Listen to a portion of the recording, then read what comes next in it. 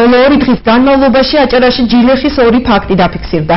საზოგადოებრივი ჯანდაცვის ცენტრის ინფორმაციით ციმბირული წყლული ლაბორატორიული სინჯების შედეგად დადასტურდა. არსებობს თუ არა რეგიონში ჯილეხის გავრცელების საშიშროება. სულხან მესხიძე არკვევდა.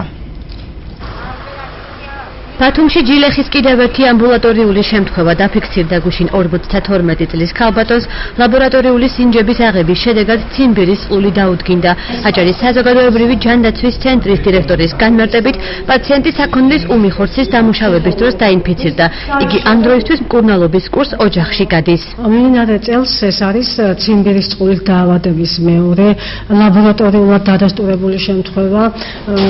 ეს შემთხვევა დაფიქსირდა მეორე შემთხვევა 16 დეკემბერს მიმართა. მოსახლეობას კიდევ ერთხელ მინდა შევახსენო, რომ მოერიდონ შემთხვევით შეუმოწმებელი ხორცის ყიდვას და აგრეთვე ომი ხორცის დამუშავების დროს გარკვეული სიფრთხილე გამოიჩინა.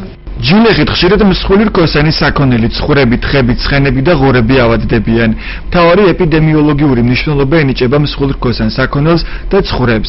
დაავადებული ცხოველები ჯილეხის ჩხირებს გამოყოფენ ჩარდისა და ფეკალიების საშუალებით. ჯილეხით დაავადების შემთხვევაში სხეულზე წარმოიქმნება ლაქა, რომელიც მოგვიანებით მოყვითალო მოშავო შიგთავსის მქონე ბუშტუკად იქცევა. ბუშტუკი ქავილისას კდება და წყლულად იქცევა. ბათუმის ცენტრალური ბაზრის ლაბორატორიაში აცხადებენ, რომ საქონლის ხორცი დახლზე ფორმა 2-სა და საკუთრების ცნობის გარეშე არ ხდება. ადგილზე კი პროდუქტს ლაბორატორიული შემოწმება უტარდება. მეტექიმ რევაზ გორგაძის განმარტებით ჯილეხით დაავადებული ხორცის შემოტანის მცდელობა ბაზარში გასულ წელს დაფიქსირდა. ჩვენს მიერ შემოწმებული ხორცი, რომელსაც ვამოწმებთ და იგი არ არსებობს, რომ აი ჯილეხიანი ხორცი ჩვენ გაგვეპაროს არა. აქ მუშაობთ სადღეღამისო რეჟიმში.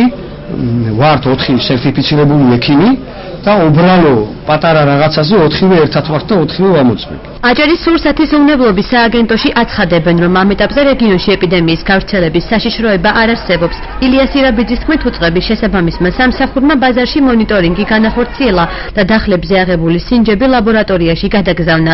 მისი განმარტებით, ჯილეხის ფაქტი ბოლოს 2008 წელს ქედის მუნიციპალიტეტში დაფიქსირდა. 2008 წლის შემდეგ ჯილეხი ჩვენს რეგიონში არ დაფიქსირებული. ჩვენ მაინც გავედით ბაზარში, წინა სადაზიფიქრო შემთხვევები ჩავატაროთ და მოვიკვლიოთ მასალები თუ საიდან შემოვიდა ეს ჯილეხის ფაქტი. აჭარის საზოგადოებრივი ჯანდაცვის ცენტრის ინფორმაციით ჯილეხით ხელვაჩაურში მცხოვრები კიდევ ერთი პირი დაინფიცირდა.